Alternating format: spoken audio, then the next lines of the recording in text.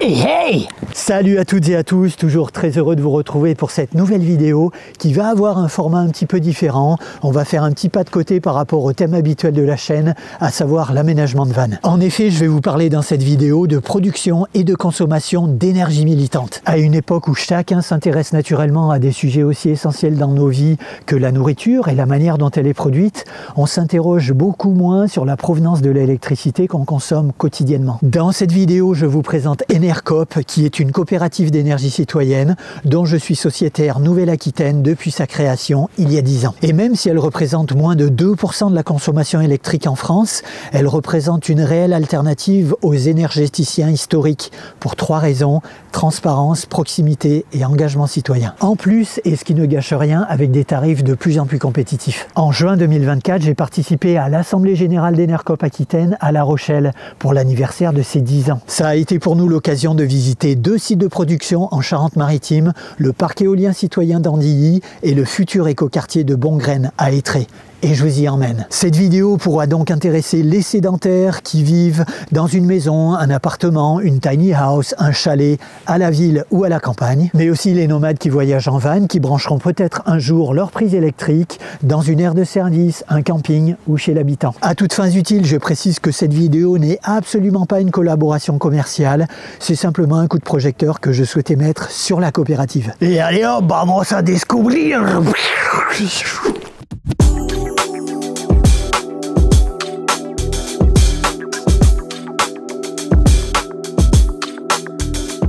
Enercoop est un fournisseur d'électricité 100% renouvelable, issu de l'eau, du soleil, du vent et de la biomasse, produite sur 471 sites de production. Plus de la moitié de la production appartient à des citoyens ou à des collectivités locales. Elle se compose de 11 coopératives locales sur toute la France, compte 100 000 clients, 65 000 sociétaires et 280 salariés. Enercoop Nouvelle-Aquitaine est une coopérative régionale créée en 2015 qui appartient à ses 3000 sociétaires. Les différentes facettes d'Enercoop, c'est Charles qui en parle le mieux. C'est un réseau de sociétés coopératives d'intérêt collectif qui donne le pouvoir aux citoyens sur leur électricité. C'est un projet qui a plein de facettes.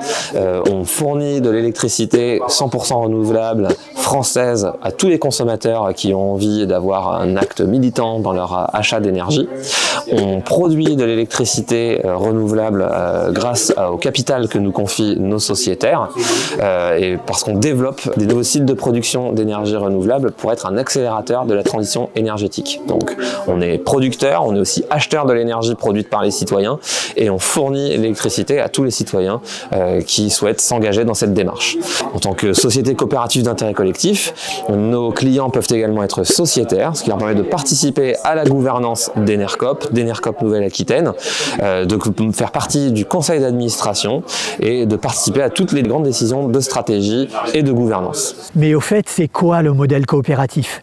C'est Morgane qui nous explique. Moi, c'est Morgane Bénard, je suis salariée pour la coopérative Enercoop Nouvelle-Aquitaine depuis fin 2019 et je travaille sur toute la partie développement de projets de production d'électricité renouvelable par et pour les citoyens. Donc on parle de projets d'énergie renouvelable citoyens. Toute électricité qu'on consomme est produite et toute électricité produite a un impact, que ce soit du nucléaire, que ce soit, quelle que soit la production, que ce soit de l'éolien, que ce soit du photovoltaïque. Et c'est en fait qu'est-ce qu'on est prêt à accepter. On est, je trouve, à un moment qui est hyper intéressant d'un point de vue société. Bon, le dérèglement climatique fait à peu près consensus.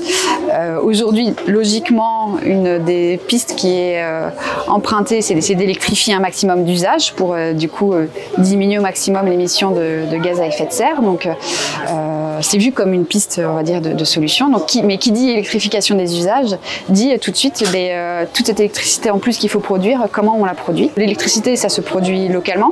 Jusqu'à présent, on consommait une énergie fossile, gaz, pétrole, gaz qui venait de loin, et donc on n'en voyait pas finalement les désagréments. Les zones d'extraction sont quand même très essentiellement à l'extérieur, et donc on était dans une posture de consommer de l'électricité, consommer de l'énergie l'énergie, mais sans en étant très peu impacté finalement. Maintenant qu'on essaye d'électrifier les usages, donc il faut produire plus d'électricité. L'électricité, ça ne se transporte pas comme se transporte du gaz ou du pétrole, donc il faut la produire localement. Et donc, quitte à produire cette électricité localement, on a du coup l'occasion de se poser la question, est-ce que cette électricité en plus qu'il faut produire, est-ce que c'est avec des nouvelles centrales nucléaires? Est-ce que c'est avec des gigas centrales solaires au sol? Est-ce que c'est avec des énormes parcs éoliens? Enfin, en tout cas, voilà, comment on a envie que cette électricité en plus qu'il faut produire soit produite, quitte à devoir produire l'électricité, autant que ce soit fait par nous et pour nous. Et donc, je trouve que les énergies renouvelables, et notamment les énergies renouvelables citoyennes, sont l'occasion pour tout à chacun de contribuer à l'autonomie énergétique de notre territoire, mais en plus militer sur comment on a envie que cette transition énergétique qui est nécessaire, qui est un des volets de la transition, comment est-ce qu'on a envie que cette transition énergétique se passe. On aurait tout intérêt à aller de plus en plus vers un modèle coopératif, parce que finalement, Enercop Nouvelle-Aquitaine, en tant que coopérative d'intérêt collectif, on est aux mains de nos sociétaires, et nos sociétaires, ce sont nos clients consommateurs, des producteurs, les collectivités, et on met tout le monde, les salariés, et on met tout le monde autour d'une table, et on essaye de trouver le juste consensus, enfin de mettre tout le monde d'accord. Je pense que notre société en a fort besoin. C'est les projets qui sont portés par les territoires, par les acteurs des territoires, que ce soit des collectifs citoyens, donc des gens qui se regroupent en associations, ou des collectivités, et qui vont ensemble se poser la question de « Ok, il faut produire de l'électricité, comment est-ce qu'on a envie que cette électricité elle soit produite ?» et qui du coup vont vraiment se réapproprier cette question de l'énergie. Et pour ça, les énergies renouvelables, c'est génial, c'est que en fait, on ne peut pas avoir une centrale nucléaire citoyenne, on ne pourrait pas avoir une centrale nucléaire qui soit aux mains des citoyens, etc. Par contre, on peut avoir des éoliennes qui soient aux mains de citoyens, on peut avoir une centrale solaire qui soit aux mains de citoyens, de collectivités. Ils vont être impliqués dans la conception et ensuite ils vont pouvoir capter une partie des bénéfices générés par la production d'électricité renouvelable. Et ça aussi, c'est chouette parce que j'ai envie de dire, quitte à voir des éoliennes tous les jours quand je me lève, autant que je sache que derrière, ça rapporte de l'argent pour mon territoire, voire pour moi-même si j'investis de l'argent dans le projet moi-même. Ça, c'est un volet. Et l'autre volet qui me parle beaucoup, c'est dans les faits, on a but non lucratif aujourd'hui et tout l'argent qu'on gagne par nos différentes activités est investi dans le développement de la coopérative.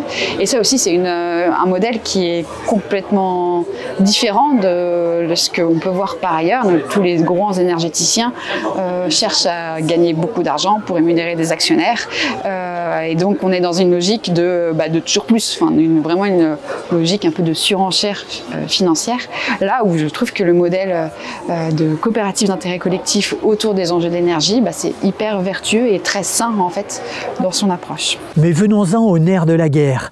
Consommer de l'électricité produite par Enercop, est-ce que c'est plus cher que celle produite par d'autres acteurs? Quand Enercop a été créé, c'était vraiment au moment où le marché de l'électricité a été privatisé. C'était dans l'idée de pouvoir continuer à avoir un projet qui soit dans l'intérêt collectif. Donc c'était essayer de pouvoir proposer une alternative à la privatisation de ce marché qui a été décidé par l'État. Au début, on ne va pas se mentir, au début Enercop était beaucoup plus cher que EDF et les tarifs réglementés de vente, beaucoup plus cher que pas mal d'autres acteurs.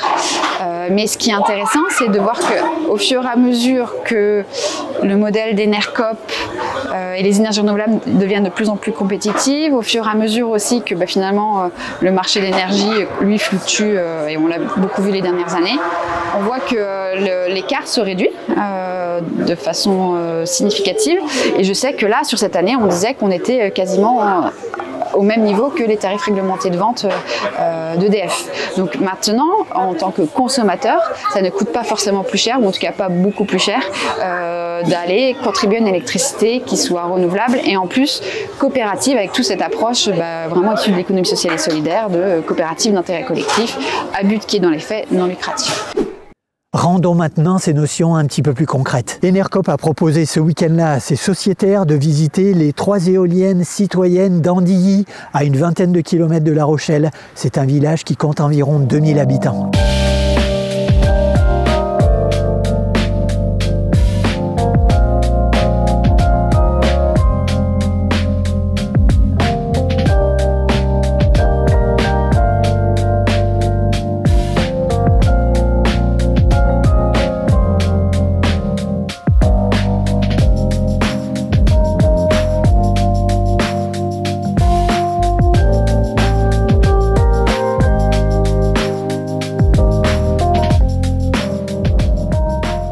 C'est Bertrand, le président de la COPEC, qui nous présente les grandes lignes du projet. La COPEC, c'est la coopérative d'énergie citoyenne et renouvelable qui a été créée pour développer des projets de production d'énergie renouvelable ouverts au financement collectif. Elle regroupe plus de 375 sociétaires. Il s'agit d'un parc, donc, vous l'avez vu, composé de 3 éoliennes de 5,6 MW de puissance unitaire.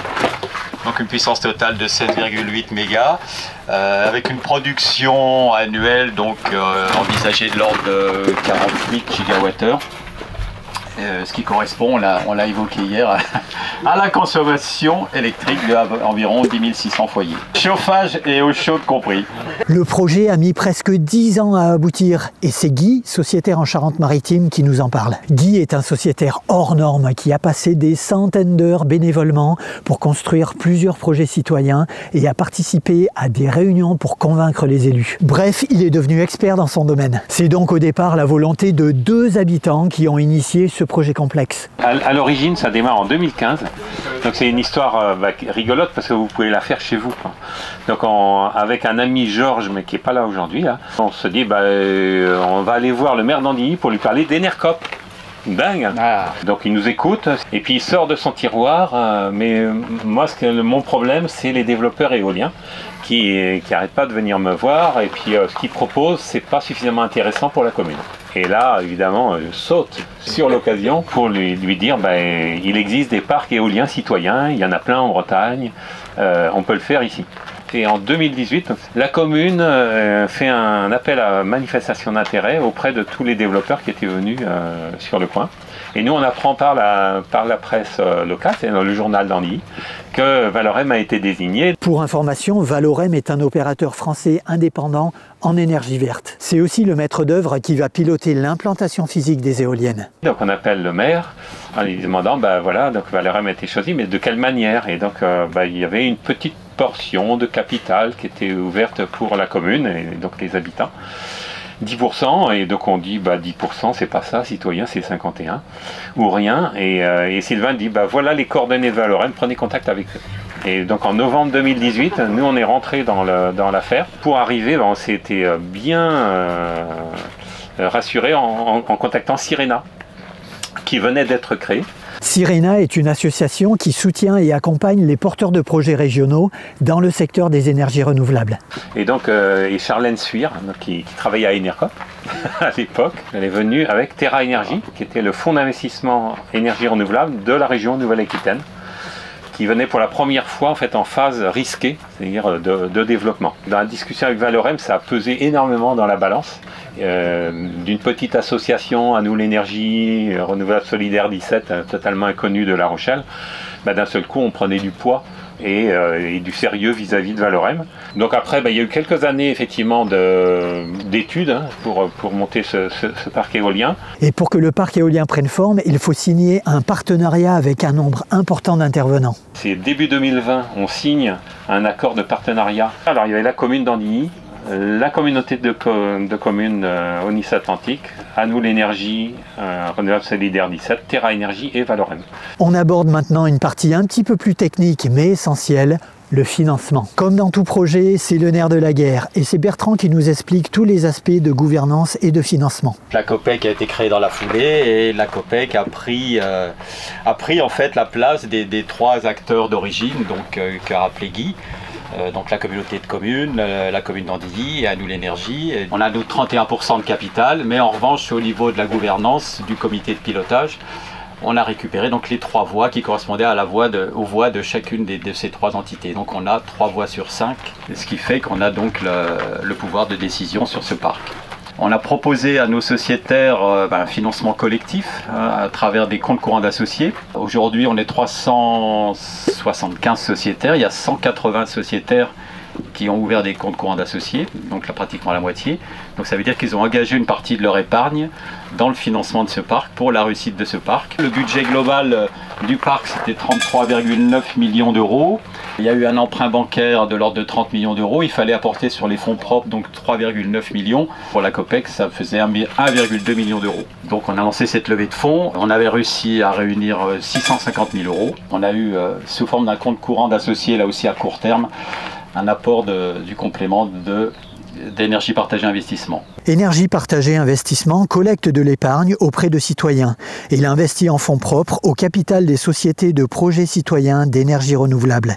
Aujourd'hui, on a remboursé déjà 250 000 € sur les 550. Il nous reste encore 300 000 €. Donc si vous voulez, j'en profite, si vous voulez participer, il est encore temps. Vous trouverez tous les liens dans la description de cette vidéo si vous souhaitez en savoir plus, voire participer financièrement à ce projet. Mais vous l'aurez compris, il s'agit d'un montage financier complexe. Une autre question essentielle que l'on peut se poser est celle du foncier, c'est-à-dire le terrain sur lequel les éoliennes sont implantées. Les terrains sur lesquels les éoliennes ont été implantées appartiennent à des propriétaires et puis il y a des exploitants agricoles.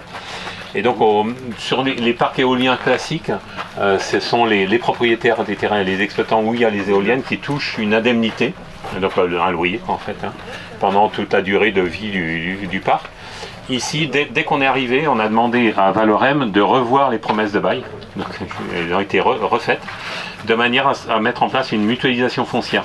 Alors, c'est pas nous qui l'avons demandé directement, mais on a proposé ça, on l'a proposé à tous les propriétaires et exploitants qui étaient sur une zone où on pouvait mettre des éoliennes. Tous les propriétaires et exploitants qui étaient d'accord pour recevoir une éolienne ont décidé ensemble de mutualiser sans savoir où seraient les éoliennes. Donc, de mutualiser une partie des indemnités foncières. Et on décidait de la répartition aussi entre propriétaires et exploitants, 50-50, et de la part de mutualisation qui était de 30%, et donc 70% pour ceux qui avaient les éoliennes. Donc ça a été quelque chose, le premier acte fondateur. Ça permet d'éviter des conflits sur plusieurs générations entre voisins, parce que celui qui a l'éolienne, il touche le pactole, puis celui qui est juste à côté, il a les yeux pour pleurer. Et donc ça ne sera pas le cas ici. Alors c'est un loyer relativement important, mais le loyer principal c'est 4 000 € du mégawatt. Ça permet effectivement à des agriculteurs d'avoir des ressources pérennes sur un certain temps. Mais un tel projet engendre également des retombées économiques. Parmi les retombées quand même économiques importantes aussi qu'on peut citer, on a l'arrivée de Julien, notre premier salarié, en tant que coordinateur de la coopérative, qui nous a rejoint le 22 janvier précisément. Voilà, et à qui nous avons souhaité évidemment la bienvenue et qui fait particulièrement corps avec l'équipe. Et voilà, tout se passe très bien. Autre retombée quand même importante aussi, qu'on peut citer et qu'on doit citer absolument, c'est qu'on va consacrer, et là on est en train de se mettre en ordre de marche, on va consacrer une partie importante des bénéfices du parc à des travaux d'économie d'énergie et des actions de lutte contre la précarité énergétique donc sur le territoire Wallis-Atlantique pour les sociétaires de la COPEC, c'est-à-dire aussi bien les collectivités que des citoyens. Ça va représenter 62 000 € par an sur 25 ans. Donc au total, plus d'1,5 million d'euros, ce qui n'est pas négligeable. Voilà. Et à notre connaissance, c'est sans doute une première en France. C'est-à-dire lier des bénéfices d'un parc éolien tout simplement, mais citoyen en particulier, avec des travaux d'économie d'énergie, donc pas seulement de l'information, de la sensibilisation, là tout le monde en fait, mais des travaux. Pour l'instant, on n'a pas trouvé d'autres. Donc voilà, une première.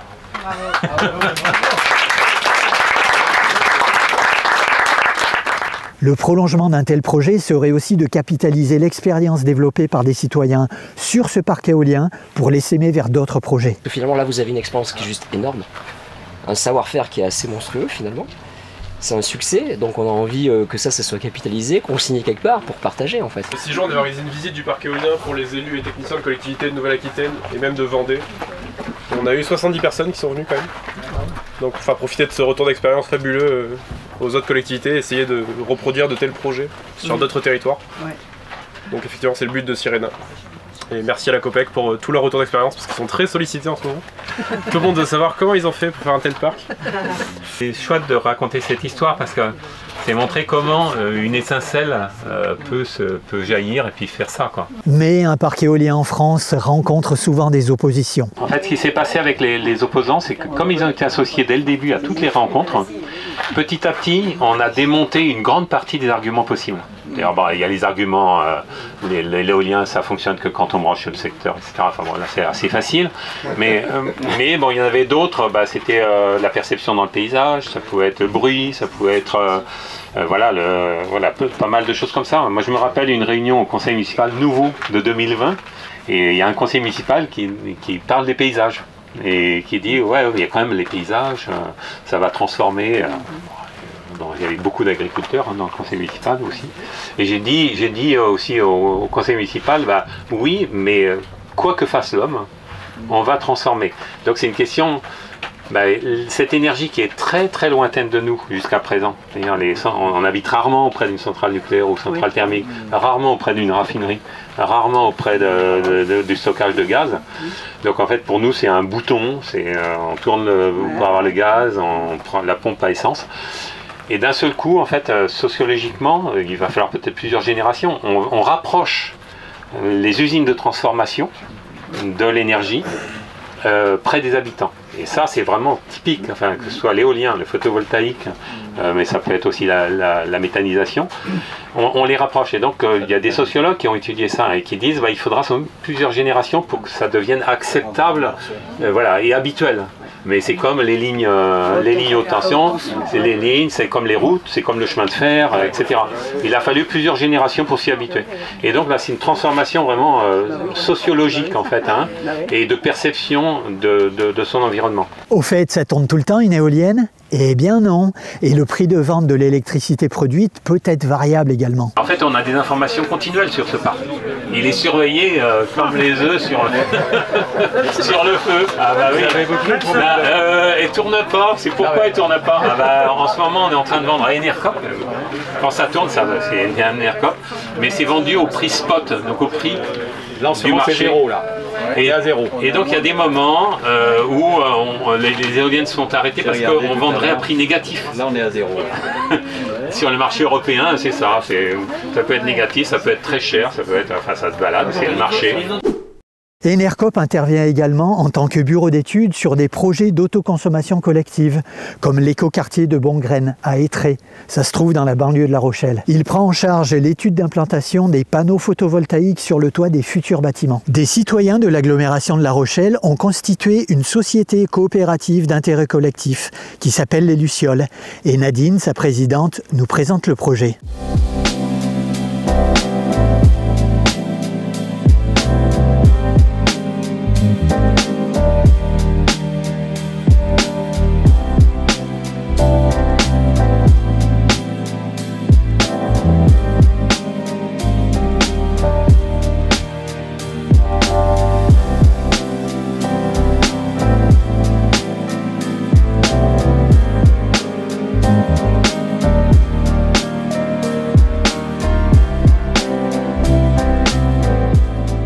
Ici vous avez l'ancienne friche ferroviaire de la SNCF qu'il a fallu dépolluer parce que effectivement la SNCF avait pas mal de rejets toxiques. Donc ça a été dépollué, mais ça fait des années que c'est en friche. Il y a 35 hectares en tout qui vont se répartir donc sur 19 hectares de bâtiments. Donc il restera quand même pas mal d'hectares de terrain en biodiversité pour préserver la nature, parce que ici quand il y a eu les études de sol, on a découvert un papillon qui est une espèce protégée qui s'appelle l'azuré du serpolet. Donc c'est une espèce protégée qu'il faut absolument conserver, avec pas mal de terrains qu'on va laisser fleurir. Donc sur les 19 hectares, on aura 3 types de bâtiments. On a du collectif, bien sûr, des bâtiments collectifs où il y aura du social, logement social. Il y a l'OPHLM qui va construire 3 bâtiments. Il y a bien sûr du collectif individuel, et il y aura aussi quelques maisons. Nous, on hébergera une MAM, une maison d'assistance maternelle. On a aussi des locaux vélos qui sont prévus. Il y a une laverie qui est prévue. Il y a une grande salle commune qui fera 70 mètres carrés qui est prévue, qui sera aménagée avec une cuisine. Enfin bon, après, c'est nous qui choisissons vraiment ce qu'on veut faire de ce quartier. Il y aura un atelier où on mettra en commun des outils, des savoirs. C'est vraiment le partage et l'accueil et la bienveillance qui sont les maîtres mots de ce quartier. En dernière phase, on sera à 850 logements. Donc ça fait beaucoup de bâtiments à solariser et si on arrive à tout solariser, on sera à un petit peu plus d'1 mégawatt crête de puissance.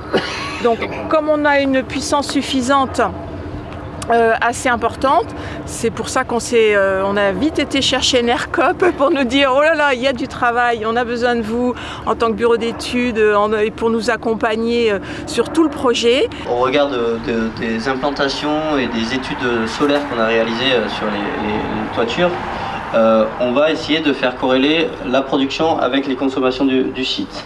Le premier gros travail en amont, c'était vraiment d'avoir des toitures PV ready. PV ready, c'est-à-dire que vraiment que ce soit des toitures qui soient adaptées au PV solaire. Parce que mine de rien, les architectes, ils savent pas trop faire. Hein. C'est pas leur domaine. Ils savent faire des bâtiments, mais ils savent pas poser du solaire. Donc que ce soit des bâtiments, des toitures pentues ou des toitures terrasses, il y a des contraintes techniques très, très précises pour que le solaire, pour qu'on puisse poser les panneaux solaires. Parce que juste derrière, il y a la mer, donc il y a du vent, donc il faut vraiment que les panneaux soient bien attachés. Et ne s'envolent pas. Il y a les problèmes d'étanchéité, les problèmes aussi d'exposition, parce qu'il ne suffit pas de dire ah, on va mettre des panneaux partout. Il faut que vraiment les bâtiments soient adaptés, qu'ils soient bien positionnés, bien orientés, et que les toitures puissent recevoir du PV. On sait qu'on a énormément de besoins de logements, social ou pas. Sur la ville de La Rochelle, il y en a déjà beaucoup, mais sur tout ce qui est agglomération, on a des demandes, je crois qu'on était à 170 000 demandes de logement pour 9 000. Enfin, c'est énorme, quoi. Les gens ne savent plus où se loger. Tout est trop cher à La Rochelle. Airbnb a fait un tort pas possible sur le logement. Forcément, donc en logement accessible, ça va être un programme qui va intéresser beaucoup de couples. Il y a déjà des jeunes couples qui viennent là et qui prospectent pour un logement, quoi. Par contre, à l'intérieur, alors c'est vrai que c'est quelque chose qui va bousculer un petit peu les habitudes de tout le monde, c'est qu'il y aura des parkings partagés. Ça veut dire que si vous habitez là, vous n'aurez pas forcément votre place de parking. Et ça, il y a des gens qui tiquent un peu parce que, oh là là, la voiture, où est-ce que je vais mettre ma voiture? Bon, il y aura des parkings, il y aura un parking silo. Mais en fait, on veut bousculer aussi, enfin on veut, c'est l'agglo, l'agglo a demandé ça et je pense que c'est quelque chose qu'on peut envisager, c'est de se débarrasser de sa voiture. Comme à Paris, les gens n'ont pas de voiture, hein, ils ont un vélo, enfin ils n'ont pas tous des voitures, donc ils ont les vélos, ils ont les transports en commun et l'avenir de La Rochelle, qui est inscrit dans un programme La Rochelle Territoire Zéro Carbone, c'est vraiment de décarboner nos usages et nos transports. Donc se débarrasser de la voiture ou bien de partager les voitures. C'est très facile ici, on a des voitures en partage, les petites voitures jaunes et noires, vous avez peut-être vu, elles se louent, elles se partagent. Donc ici, ce sera vraiment, c'est un quartier qui va encourager les mobilités douces. Mais au fait, l'autoconsommation collective, c'est quoi? C'est Mickaël qui nous explique. C'est le fait, sur un périmètre donné, de produire et de consommer sur place l'électricité avec plusieurs consommateurs et ou plusieurs producteurs. Et derrière, on va revendre l'électricité aux habitantes. Il y a une école pas très loin, sûrement qu'on leur vendra l'électricité également, et peut-être à la commune d'Étré et à l'agglo. L'autoconsommation collective aussi, je voudrais dire que c'est quelque chose d'ambitieux sur le quartier parce que ce ne sera pas que sur l'éco-quartier, ce sera, comme disait Mickaël, ça peut être l'école, ça peut être aussi le restaurant, ça peut être aussi le petit supermarché, parce que pour équilibrer tout ça, le photovoltaïque, c'est en journée. Donc c'est vrai qu'en journée, si on n'a pas assez de consommation là, on va pouvoir équilibrer sur les consommations d'à côté, sur des magasins, des commerçants. Il y aura aussi des commerces à terme prévus dans l'écoquartier, quelques commerces, il y aura une crèche, voilà, il y aura tout un écosystème dans le quartier qui permettra de faire vraiment une vie de quartier. C'est évolutif, l'autoconsommation collective, les clients vont changer au fur et à mesure des besoins, de leurs envies. Il faut vraiment revendre un maximum en journée. Il faut vraiment que ce soit, plus on aura d'autoconsommation en journée, plus le projet sera valide financièrement. Les habitants, ils vont avoir sur leur toit les panneaux et ils vont consommer localement. Et le but du jeu, comme le disait Nadine, c'est de consommer quand il y a du soleil. Et donc ils vont commencer petit à petit à comprendre les enjeux autour de leur consommation et à décaler leur consommation et à devenir sûrement un peu plus sobre. Mais aussi on va prendre un peu des bénéfices du projet pour financer la maison de Bongraine, qui est un lieu d'animation du quartier, qui va aussi travailler autour de l'énergie.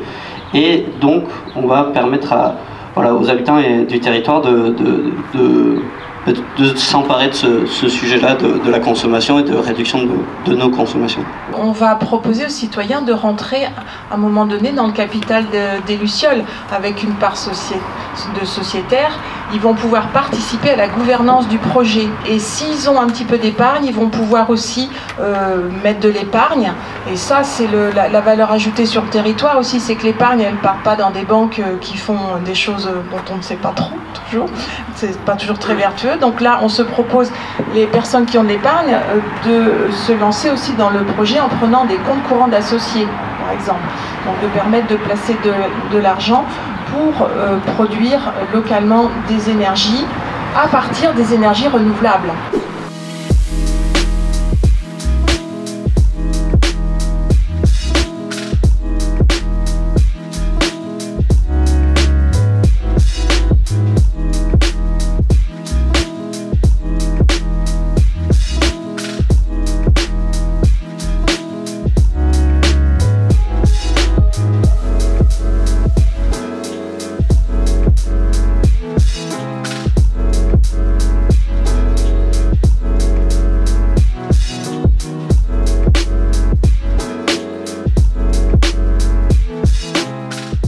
L'Assemblée générale dans une coopérative citoyenne ne ressemble en rien à l'AG d'un grand énergéticien. Et une AG d'Enercop commence toujours le matin par des jeux qui permettent un petit échauffement du corps et de l'esprit.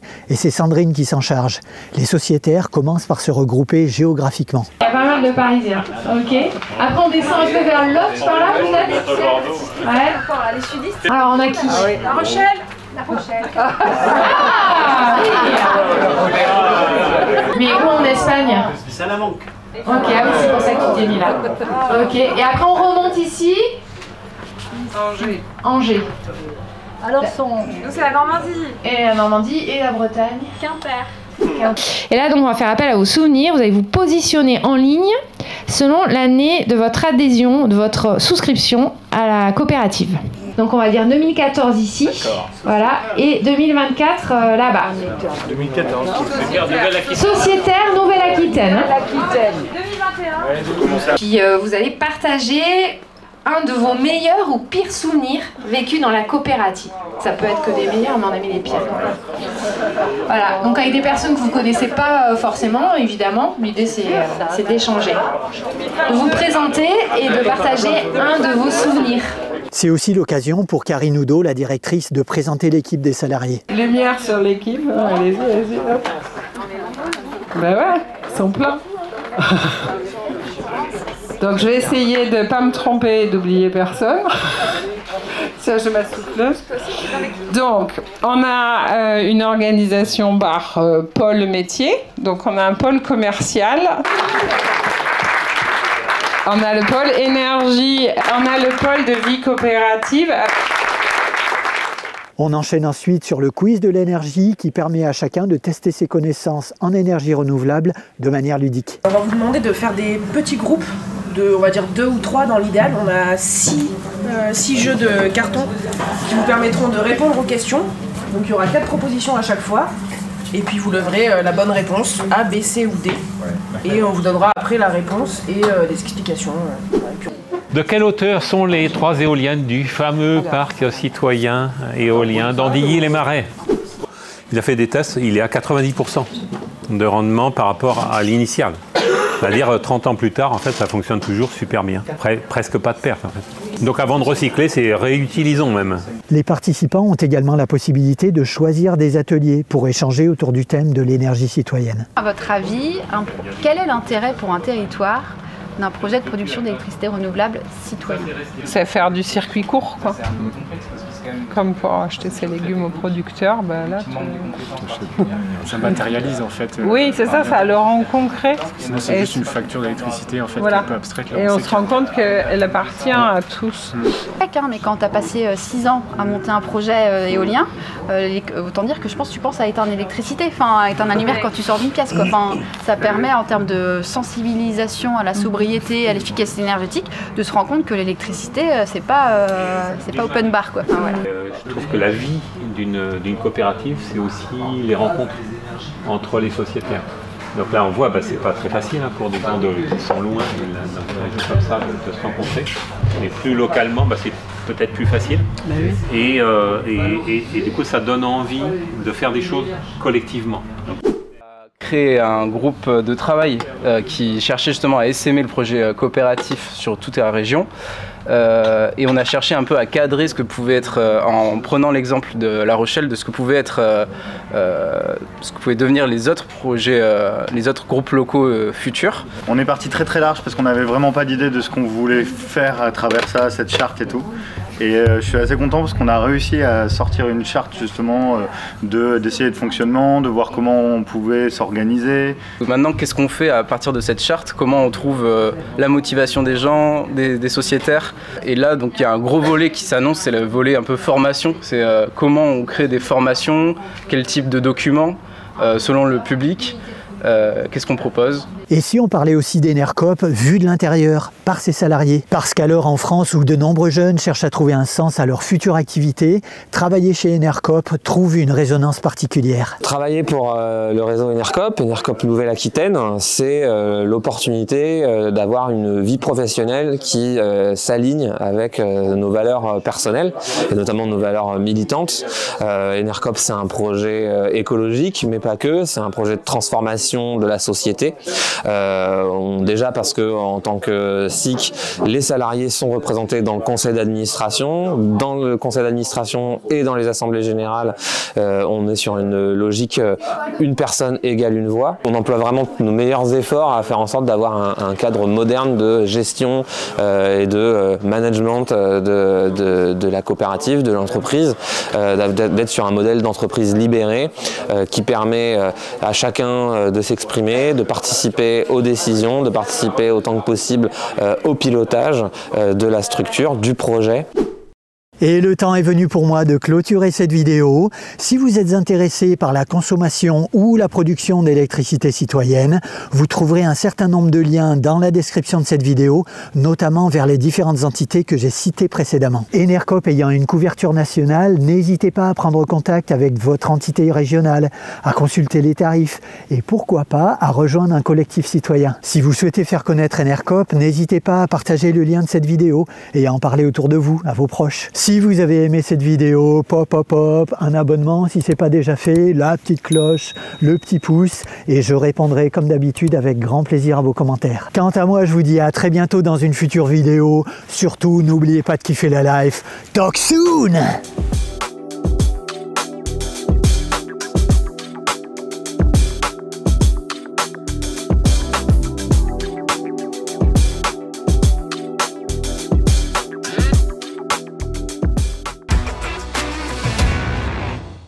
Du coup, c'est moi qui démarre, ouais. Et ben ouais. Ok. Je pense que vous voyez pas très bien, même si on a des beaux pupitres. Merci. Vas-y. Salut Morgane. Bonjour. Ça a commencé un peu à se... Société citoyenne. Ça fait un peu kolkhoz, mais ça a l'air intéressant. Citation. Les enjeux de la transition énergétique. Et là, j'ai foiré. Donc, monsieur le préfet, vous venez de nous présenter le plus beau projet éolien du département. Nous allons avoir des difficultés à donner un avis défavorable. Je peux y aller. Ok. Tout le monde veut savoir comment ils ont fait pour faire un tel parc. C'est simple, hein, il suffit d'aller voir le maire. Ouais. Voilà. Quand même, elle est 10 ans, bravo Enercoop.